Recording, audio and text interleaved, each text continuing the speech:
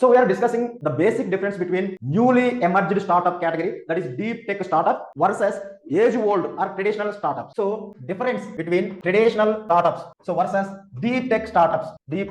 So this was recently created by the Ministry of Commerce. So Ministry of Commerce, under which there is a department called DPIIT. So generally it recognizes the startups in India. So deep tech startup is, say, traditional startups are recognized by solely DPIIT. But when it comes to deep tech startups, so Department of Science and Technology, Department of Space Technology, Department of Biotechnology, DPIIT, so they constitute a interministerial board and they take the decision whether a startup is qualified for deep tech startup. Understand? So the governance is completely different for the traditional startup as well as deep tech startup. So other areas you can see. So primary focus, creating a business or technological solutions is the primary focus on the general traditional startups. So business, it increasing the business, creating the jobs, increasing the revenue and profits. It is the solo purpose. Here, producing the new technologies for India, new scientific technologies and engineering technologies for India is the basic aim of the deep tech. So they are not promoting the business, they are promoting new technological developments in scientific field as well as engineering field. That is the basic difference one should remember. R&D is not promoted in traditional startups. R&D is the key focused area in deep tech startup. So you can see intellectual property. There is no condition that startup should create a intellectual property and giving a patent for the normal startup. But deep tech mandatorily create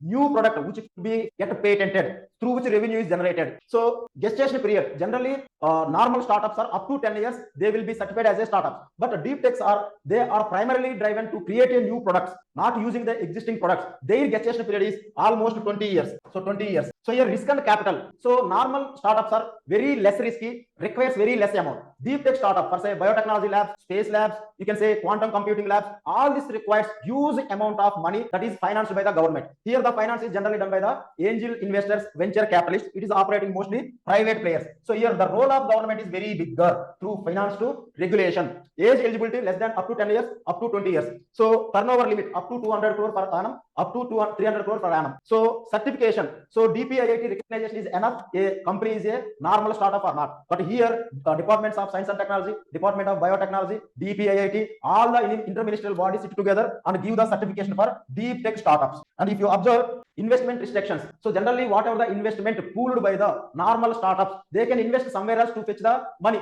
For say they can invest in the share market, real estate, or somewhere else. Their aim is doubling the money, showing the profits to the investors. But in deep tech startups, the money has given by the central government to continue their research. The money cannot be diverted for other activities. So clear restrictions are imposed on the deep tech startups. So this is the overall difference between normal traditional startups versus deep tech startups. Deep tech startups were very recently notified by the Ministry of Commerce, under which DPIIT. So that is the new category of startup.